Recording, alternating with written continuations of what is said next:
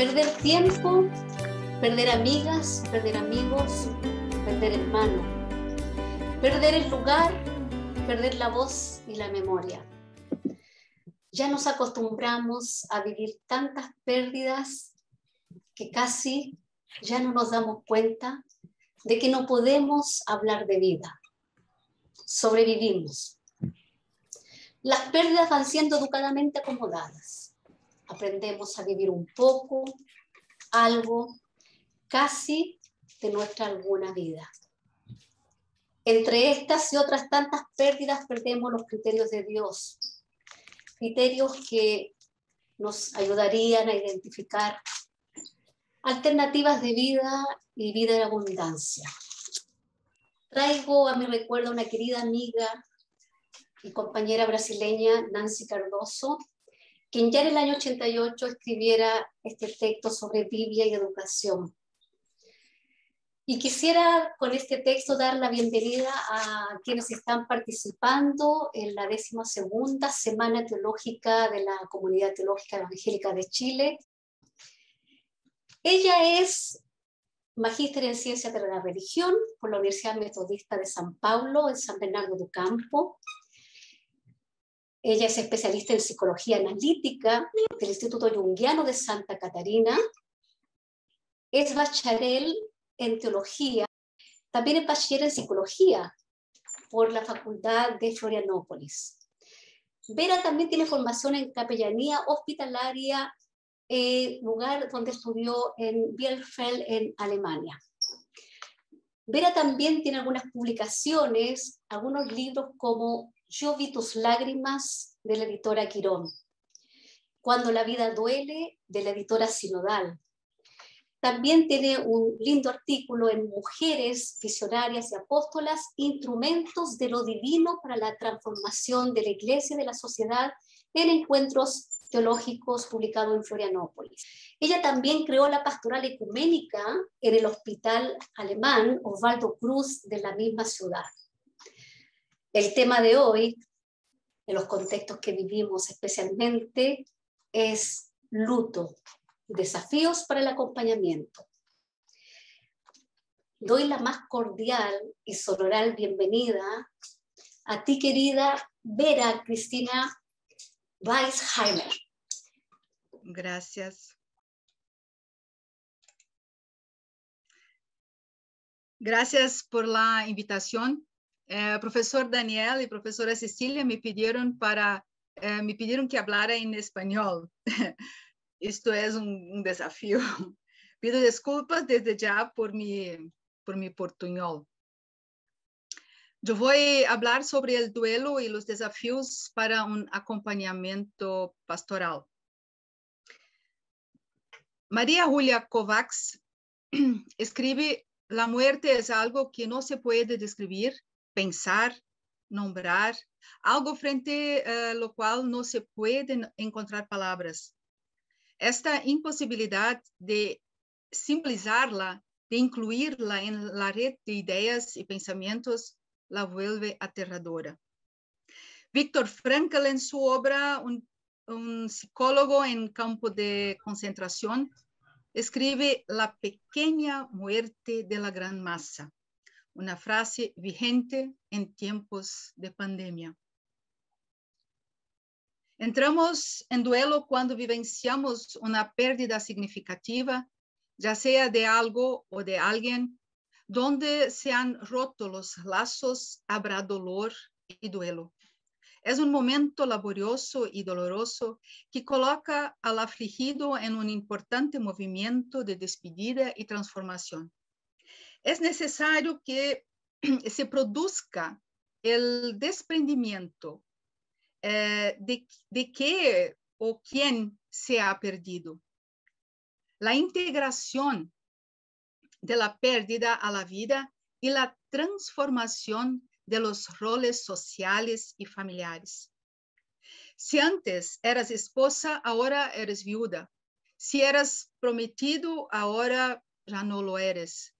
Si antes trabajabas 50 horas en esa empresa, se acabó. Ya no eres parte del equipo. La transformación de la vida es una tarea que se ha impuesto desde la noticia de la pérdida. La transformación tiene lugar mientras se libra la lucha por pasar de ser un sobreviviente a viviente. Después de todo, el duelo es un trabajo para quienes se queden. Nunca estamos preparados o preparadas para la muerte, incluso si llega después de un largo periodo de enfermedad. Cuando esto ocurre como un accidente, desastre o pandemia, podemos sentirnos aún más atrapados por una sensación de injusticia, porque se trata, en este caso, de un conjunto de factores, evitables o no, que tarde o temprano pueden hacernos pasar por la misma experiencia. Considerando que si una pandemia o un desastre afecta solo una familia en una ciudad o comunidad, para esa familia podría significar una pérdida total. Por lo que una tragedia no se trata solo de la cantidad de personas afectadas. Es importante prestar atención a que aquella destrucción derivada, por ejemplo, de la pandemia, está en la categoría de daños tangibles, pero intangibles, como la pérdida de la seguridad, la dignidad y de la vida cotidiana. Tampoco se puede olvidar el sentido de pertenencia a una comunidad. Situaciones como la pandemia le quitan a personas y comunidades todo aquello que antes les garantizaba alguna certeza sobre sí mismos y su mundo, provocando miedo, inseguridad y desequilibrio. Para hablar de duelo es necesario hablar de algunos conceptos importantes que ayudan a comprender el proceso. Si el duelo es siempre un proceso, no es enfermedad. Es un proceso de supervivencia a una pérdida significativa que nos hace sufrir. William Worden lo describe de esta manera: el pesar, algo que pesa en el cuerpo, en el alma, es el sentimiento que sentimos por una pérdida significativa, y el duelo es el proceso de reparación del pesar. El pesar es el sentimiento que sentimos por una pérdida, y el duelo, el proceso de reparación. El primer concepto es la pérdida del mundo conocido. Según el psiquiatra Colin Parkes, con respecto al duelo, enfrentamos a la ruptura del mundo conocido, el cual era la base de todo lo que anteriormente sustentaba la vida, como la identidad y el sentido de pertenencia. Otro autor, Kenneth Doka, llamó al mundo conocido espiritual el sistema de concepciones que abarca creencias más amplias, como la existencia de Dios. Entonces, Colin Parkes escribe sobre la pérdida del mundo conocido, Kenneth Doka sobre la pérdida del mundo conocido espiritual.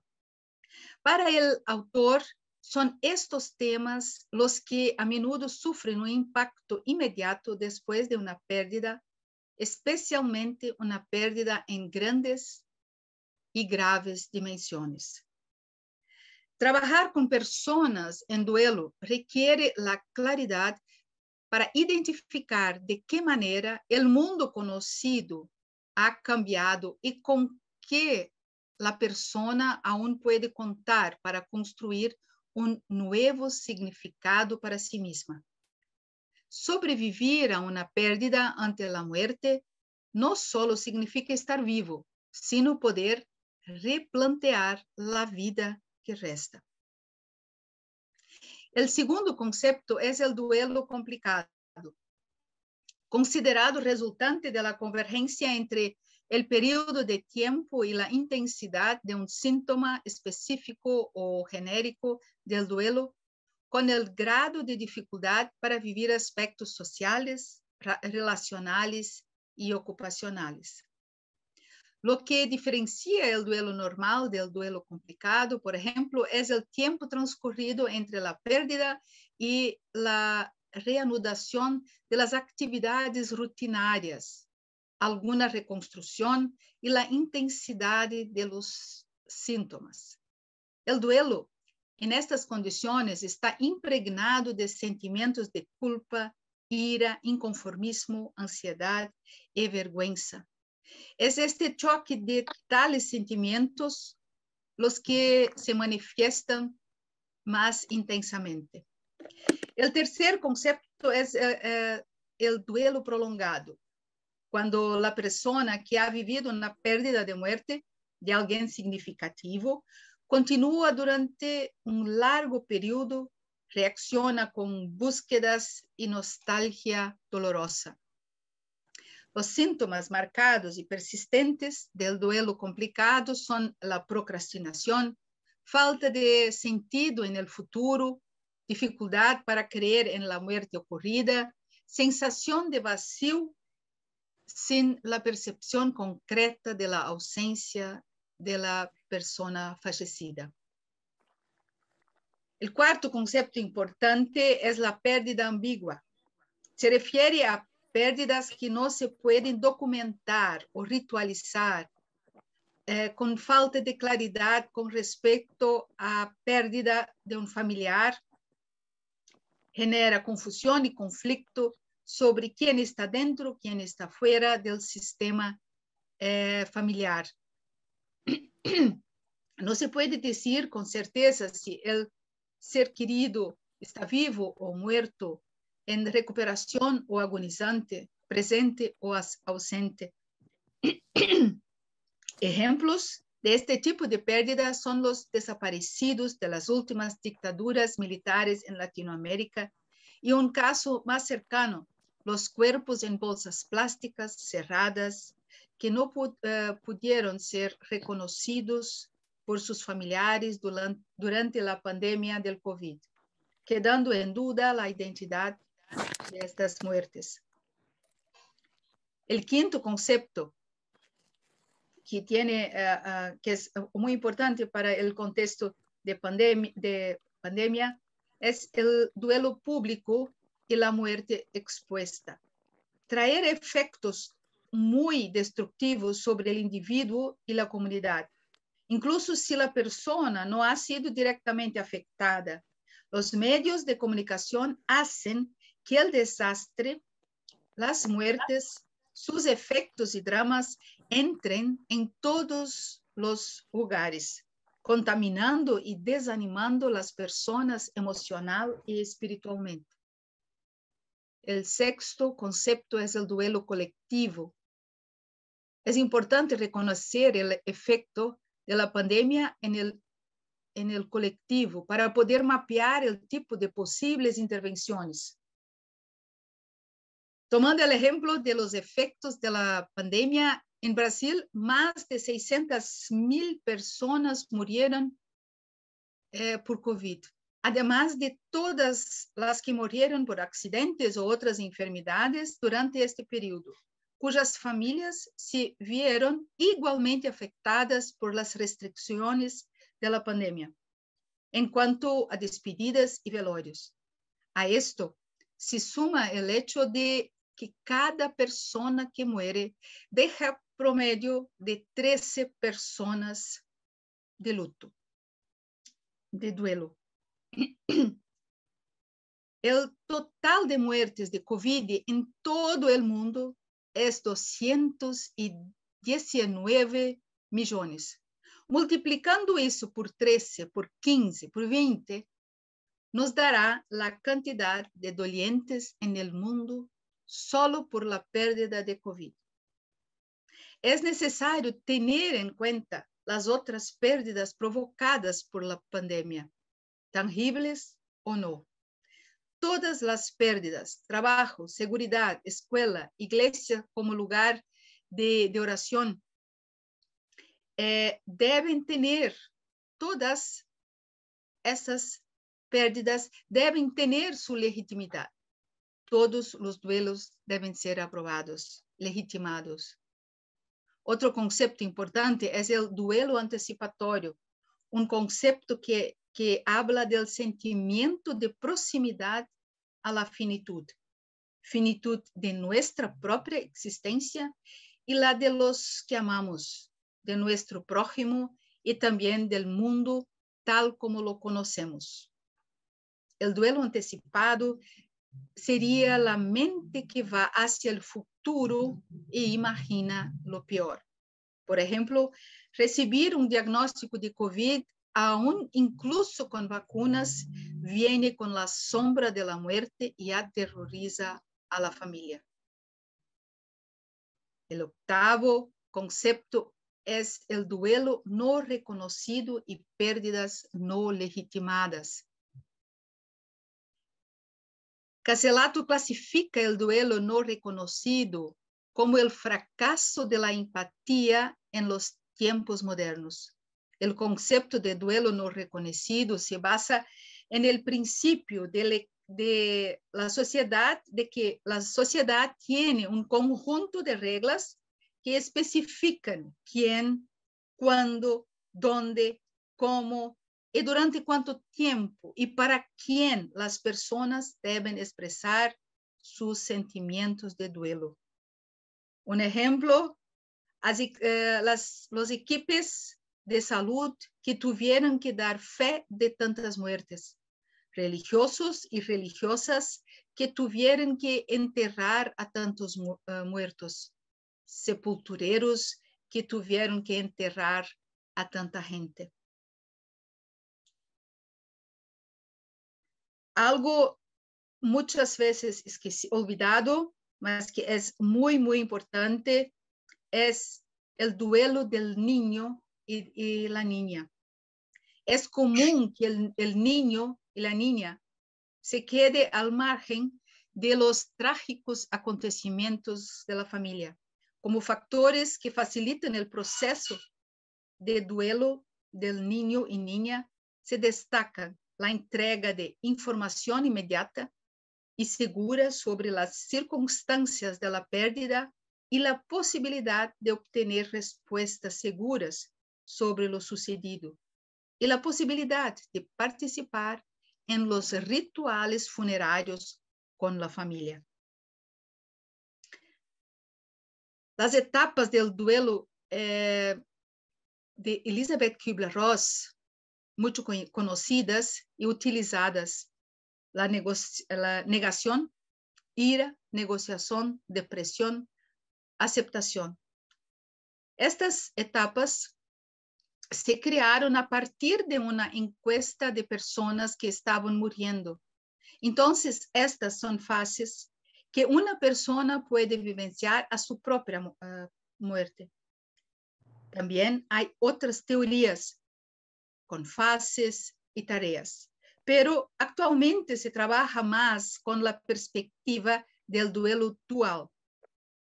El concepto de duelo dual es un enfoque integrador de otras contribuciones teóricas. El proceso de adaptación y construcción de un significado se produce a partir de la oscilación entre el afrontamiento y orientado a la pérdida y el afrontamiento orientado a la restauración. Por eso, dual. A oscilación entre el afrontamiento orientado a la pérdida y, en otro momento, afrontamiento orientado a la restauración. La dualidad que vive la persona en el duelo pasa de un enfoque predominante en la pérdida y otro en la restauración en poco tiempo. Es un proceso regulador y dinámico que, sin embargo, puede traer una sensación de caos interior a la persona, porque en un momento está bien, para en el momento siguiente estar muy mal. Y es como un péndulo que va del sentimiento de pérdida al sentimiento de esperanza y restauración en poco tiempo. Verena Cast, una analista junguiana, escribe en Las crisis de la vida son oportunidades de vida. Señala que existe en el transcurso del proceso de duelo la necesidad de construir una nueva relación con uno mismo y con el mundo. La construcción de una nueva relación con el mundo. Otro concepto mucho importante es la relación con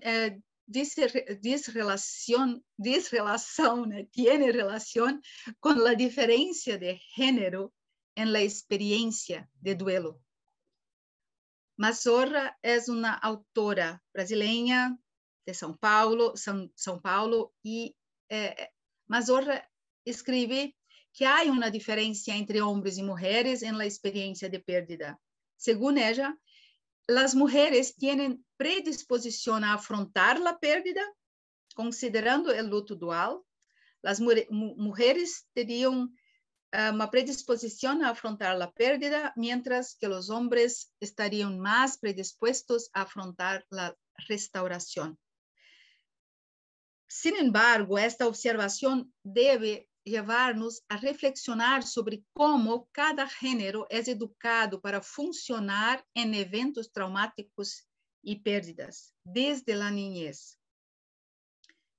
En la diferencia observada entre hombres y mujeres, no es posible hacer generalizaciones. Es necesario considerar experiencias culturales, religiosas y familiares. Además, es necesario considerar los recursos de confrontación previos. Entonces, no algo tan naturalizado como hace Mazorra. Es importante prestar atención a prevención de las complicaciones del duelo.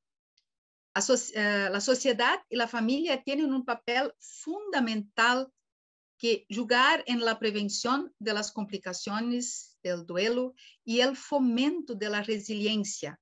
Resiliencia es esa fuerza de sufrir el impacto y recuperar más o menos el equilibrio. Digo más o menos porque las marcas de impacto siempre tendrán.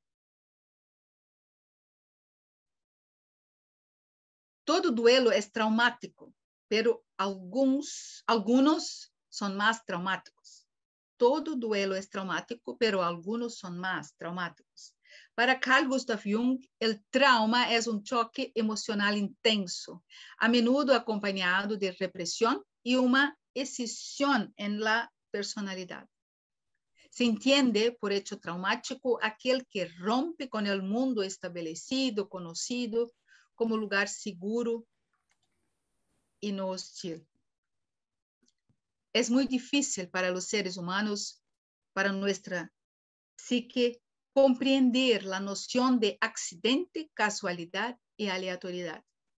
Para mí, en mi trabajo, desde que trabajé con la población en situación de la calle, en la pastoral care y ahora en psicoterapia, entiendo que la esperanza es una herramienta importante para la salud mental.